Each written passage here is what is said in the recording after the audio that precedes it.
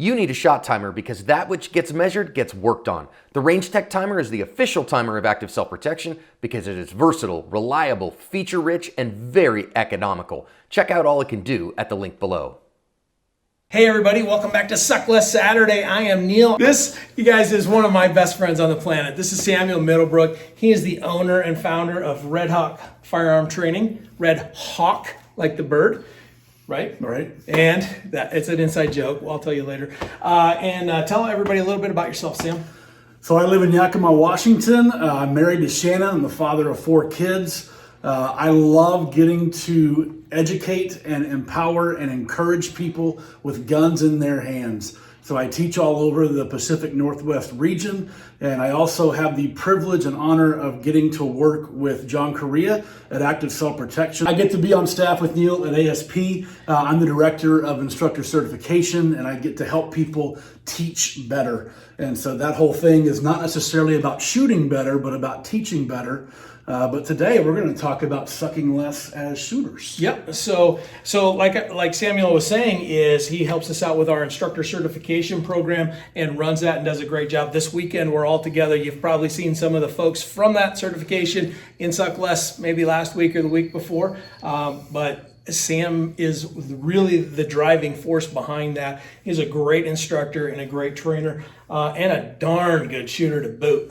We've had a lot of fun together. So tell us a little bit about what we're going to do this week to Suck Less. Okay, so here's what's really cool is that all you need to run this drill is a piece of paper, preferably a small one, and a Sharpie, so that you can make about a 1-inch dot on a piece of paper. And then all you got to do is put that on a safe wall. Now, we are in the Korea's living room, and this is cool. We're good.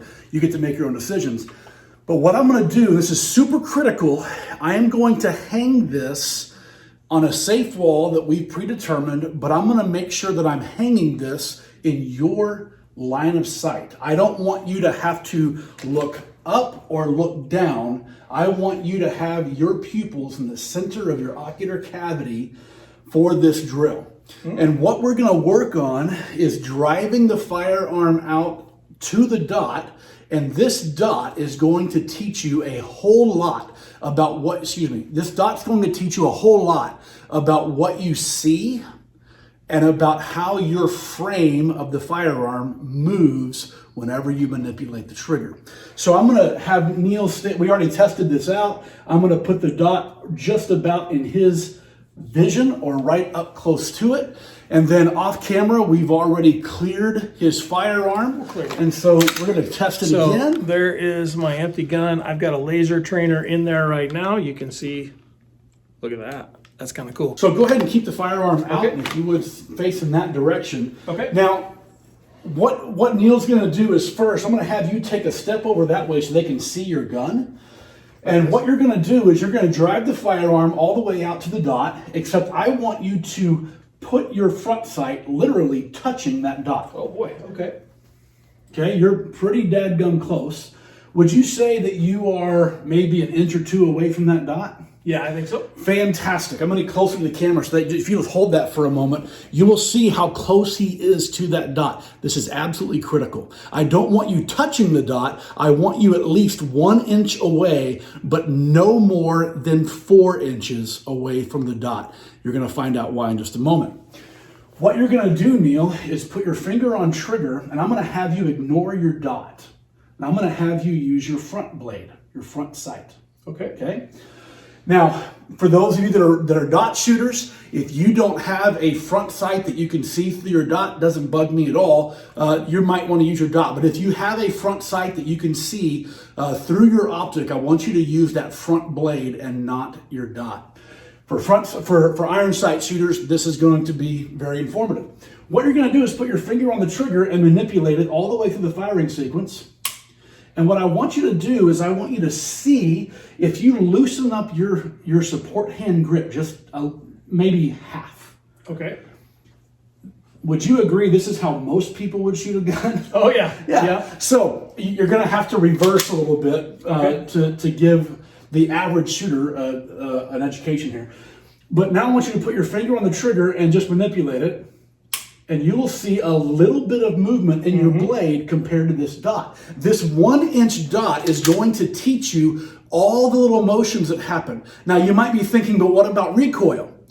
Under dry fire, especially with hammer fire guns, but even with striker fire guns, the motion inside the gun is something you still have to overcome with your grip.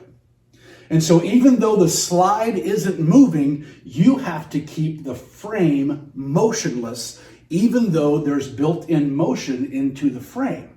So I don't want you to think about, am I getting my hit? I want you to think about, am I keeping the frame of my firearm motionless as I bring the trigger all the way through the firing sequence? Okay. All right? So what I want you to do is press that with one hand and fire your shot, and you're going to see all the movement. Yep. Okay? Now, what did you learn there? Where did your front sight go? It moved to the left. It moved to the left. So, what can we learn?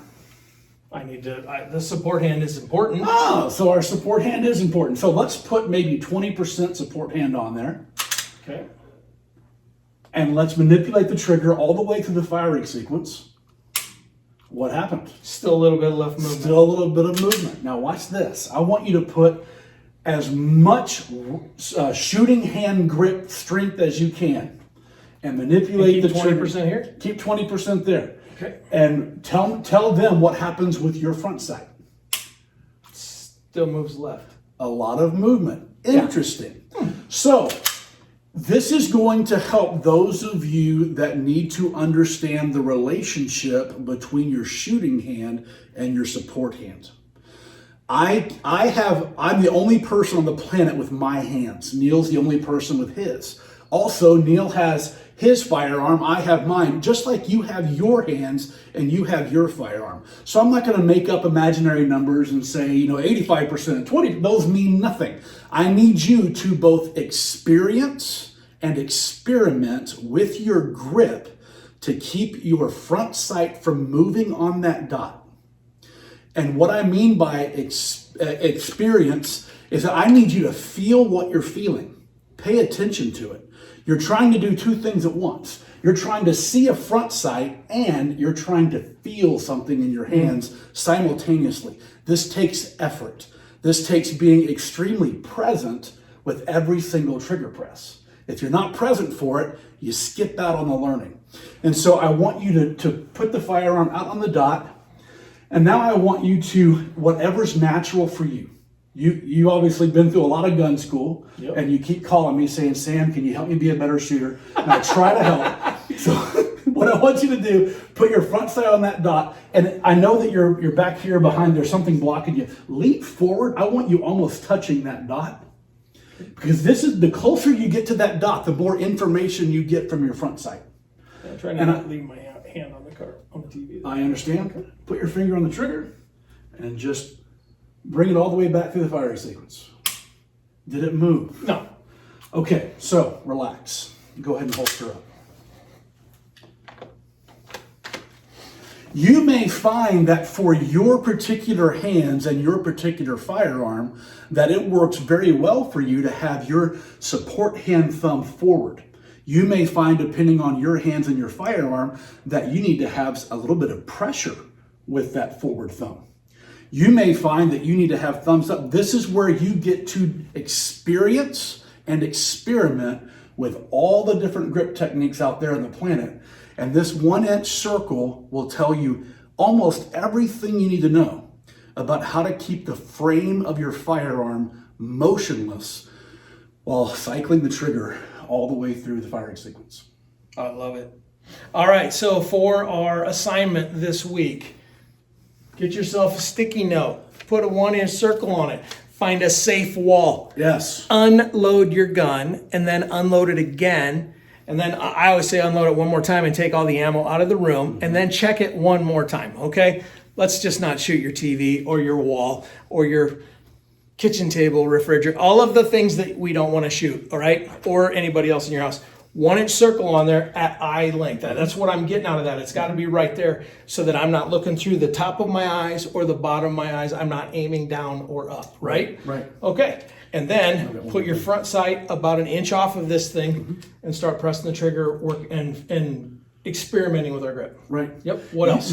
Just 2 quick things. Number one, as you begin to do this exercise, you will find that you get tired fast because you are using muscles for a prolonged period in a way that you're not used to. So be kind to yourself, holster up, take breaks, loosen things up. Don't wear yourself out because you will develop a lot of training scars very quickly. Yeah. Number 2, for those of you that think, well, I think I'm a little more advanced beyond this point, I want you to try it. I want you to try it. And if you feel like you've advanced beyond that point, just go mirror image and see what happens. Mirror image. Ooh, scary. Awesome. Well, thanks, Sam. I really appreciate you doing this with me. You guys, thanks for coming. We'll see you next week, and you have 1 week to suck less.